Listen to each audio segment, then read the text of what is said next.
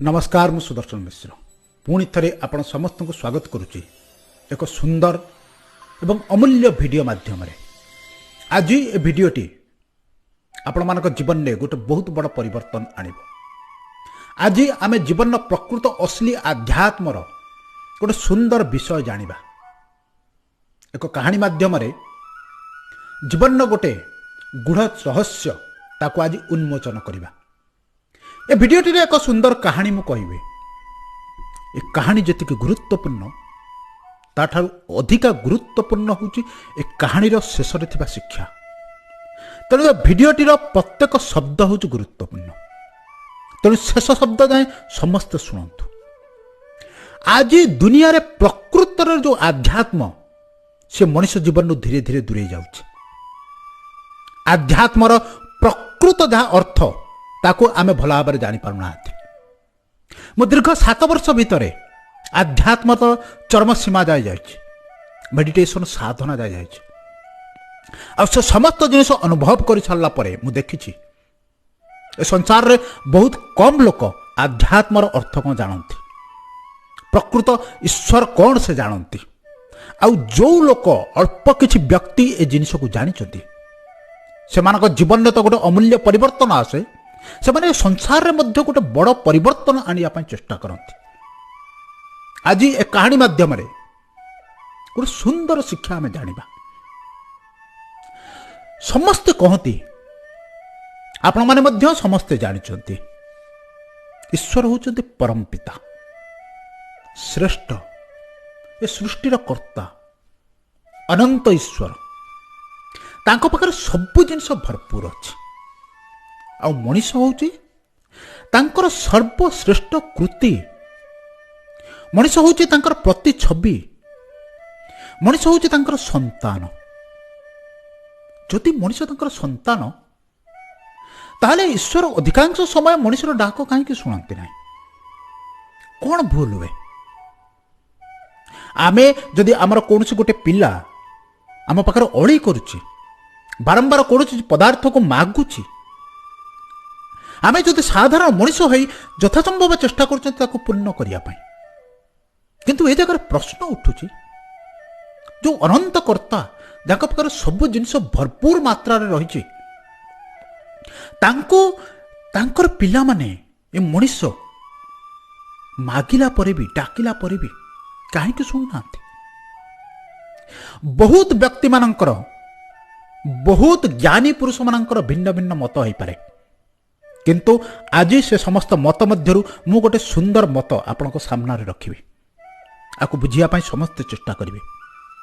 कहीं मनुष्य बारंबार डाकिला पर भी को भूल जोगु ईश्वर के पाखरे मनुष्यर डाक प्रार्थना पहुंची पारु नाही। एक अमूल्य वीडियो मो जीवन जहाँ सब अमूल्य शिक्षा अच्छी जहाँ को वर्ष वर्ष धरी विश्वर सर्वश्रेष्ठ गुरु, विश्वर सर्वश्रेष्ठ संस्थार शिखी ताको आपण पाखरे बहुत सहज आकर पहुंचे। ए युवा समाज आकु जानतु।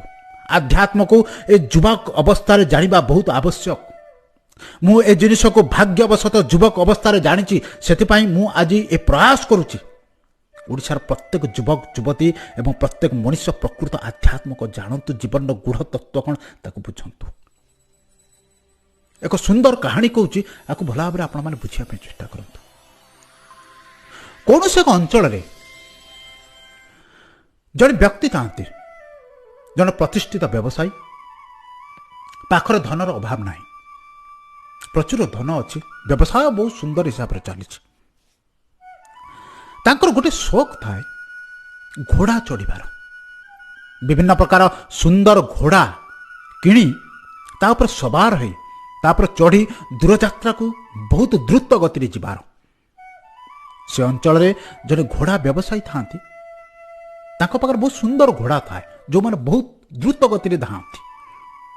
व्यवसायी जनक थरे इच्छा प्रकाश कले गोटे सुंदर घोड़ा आनिया जो बहुत द्रुत गति धाउथुब। जाई पहुँचले से व्यक्ति घोड़ा व्यवसायी पाखरे किसी समय कथबार्ता कलापर घोड़ा व्यवसायी जनक ये व्यक्ति जनक गोटे सुंदर घोड़ा देले। आउ घोड़ा व्यवसायी जनक जने आध्यात्म लोक थे। से किसी कहवाई चाहूले से कहवाई चाहूले ये घोड़ार गुण कौन दुर्गुण कौन से कहवाई चाहूले ये घोड़ाटी को आपण केमिति भल भाव चलैबे कौन कहले घोड़ाटी बहुत जोर रे धाइब आ कौन कहले घोड़ाटी विश्राम नब जिते आपंकर आवश्यक थी घोड़ाटी को बंद करने आपण कौ शब्द कहले कौन कहले घोड़ाटी बंद हो किंतु ये जो धनी व्यवसायी जनक जाते पैसा अच्छी अहंकार अच्छी से कहले ए सब जिनस मत कौन आवश्यकता ना मु आगु बहुत घोड़ा चल मो पार बहुत घोड़ा अच्छा घोड़ा केमिति चला जाए घोड़ा केमिति सवार करा जाए मोर प्रचुर ज्ञान अच्छे आवश्यकता नहीं आपंठ किसी जानवर एति कथा कहीदे व्यवसाय जन को पैसा दे सारा पर तुरंत घोड़ा उपर बसिले घोड़ा उपर बस सारा पर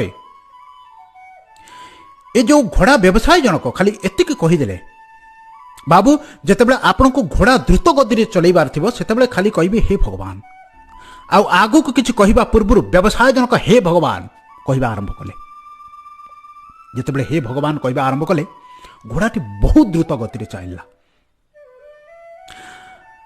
जितेबाला बहुत द्रुत गति चलला व्यवसाय जन को बहुत भल लगे से पुणी कहले हे भगवान घोड़ाटी आहुर जोर रे चलला घोड़ाटी जो बहुत द्रुत गति धाइला व्यवसाय जनक आहुरी खुशी हेले आहुरी रोमांचित हेले से कहले हे भगवान ये घोड़ाटी केते द्रुत गति धाउची घोड़ाटी आहुरी द्रुत गति धाइला बिजुली भली चली था घोड़ाटी व्यवसाय जनक तांको पिठी बसता इतिमध्य घोड़ा बिकिथिबा व्यक्ति जनक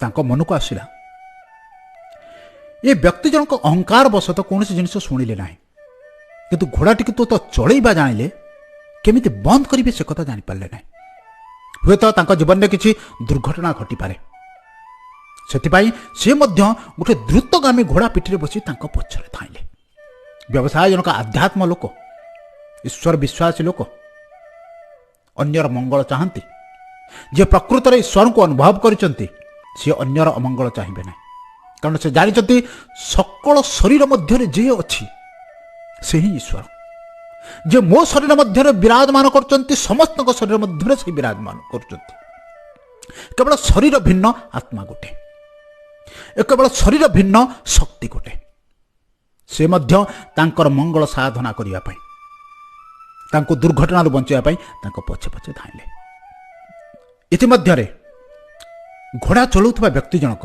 भयभीत हेलेनी कारण घोड़ाटी अतिरिक्त द्रुत गति धाउछि आ जहा कहले भी से अटकु नाही तांको एबे डर लागिलानी तांको मन रे किछि नाही कौन कही घोड़ाटी को बंद करिवे केवल गोटे शब्द मन पड़छ हे भगवान एबे जेतेबेले कहउछन हे भगवान घोड़ाटी अटकी जाऊ सेतेबेले से घोड़ाटी आहुरी द्रुत गति धाउछि एमिति धाउ धाउ घोड़ाटी एमिति एक स्थान रे आसी पहुंचला जो स्थान रे आगरे विराट एक खाई अछि विराट एक खाल अछि व्यवसाय जनक जानिले एई मुहूर्त रे मु जदि घोड़ाटी को नट कहउछि घोड़ाटी रे मध्य अंत हबो मोर मध्य अंत हबो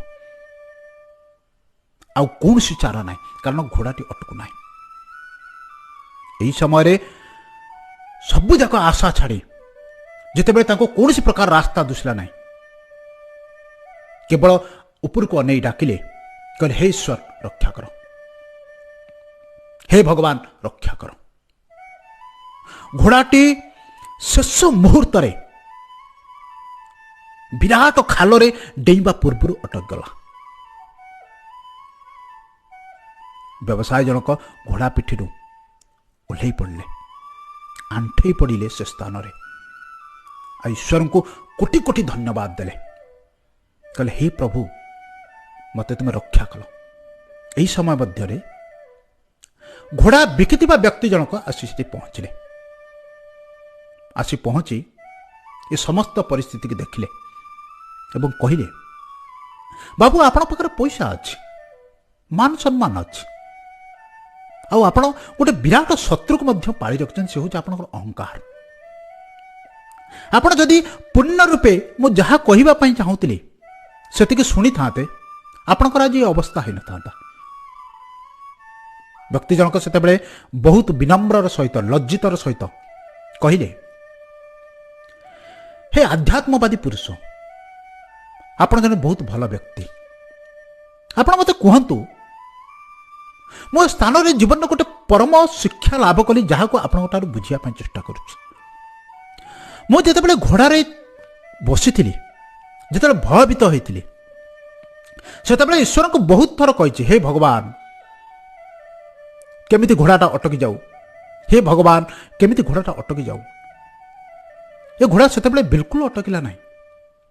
କିନ୍ତୁ ଏ ଶେଷ ମୁହୂର୍ତ୍ତରେ ଯେତେବେଳେ କହିଲେ, ହେ ପ୍ରଭୁ ମୋତେ ରକ୍ଷା କର, ସେତେବେଳେ ଘୋଡ଼ାଟି କେମିତି ଅଟକିଗଲା।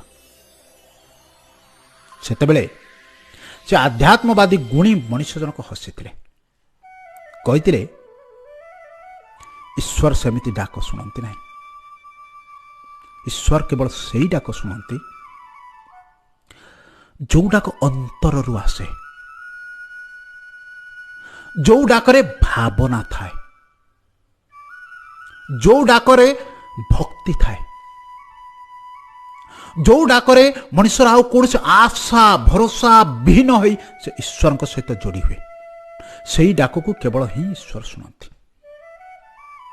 ଆଜି ମଣିଷ ଏ ବିରାଟ ଭୁଲ କରିସାରିଛି। ଆଜି ମଣିଷ ଏ ସମସ୍ତ ଜିନିଷକୁ ଧୀରେ ଧୀରେ ପାଶୋରି ସାରିଛି। ପ୍ରକୃତ ଭଜନ କ'ଣ, ଆଧ୍ୟାତ୍ମ କ'ଣ, ତାକୁ ବୁଝିବାରେ ଟିକେ ବିଳମ୍ବ କରୁଛି। ହୁଏତ ତାଙ୍କ ପାଖରେ ଏ ଜିନିଷ ସମ୍ପୂର୍ଣ୍ଣ ରୂପେ ଭଲ ଭାବରେ ପହଞ୍ଚି ପାରୁନି। ଈଶ୍ୱର କେବଳ ସେହି ଶବ୍ଦକୁ ଶୁଣନ୍ତି, ଈଶ୍ୱର କେବଳ ସେହି ଡାକକୁ ଶୁଣନ୍ତି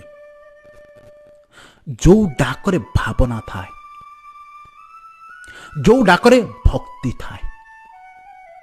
ସେତେବେଳେ ଜ୍ଞାନୀ ପୁରୁଷ ଜଣକ କହିଥିଲେ, ତୁମେ ରାସ୍ତା ସାରା ଡାକୁଥିଲ, କିନ୍ତୁ ସେ କେବଳ ଶବ୍ଦ ଥିଲା। ଆଜି ଆମେ ସବୁବେଳେ ଈଶ୍ୱରଙ୍କ ନାମ ଧରୁଛନ୍ତି, କେବଳ ଶବ୍ଦରେ, କେବଳ ଅକ୍ଷରରେ।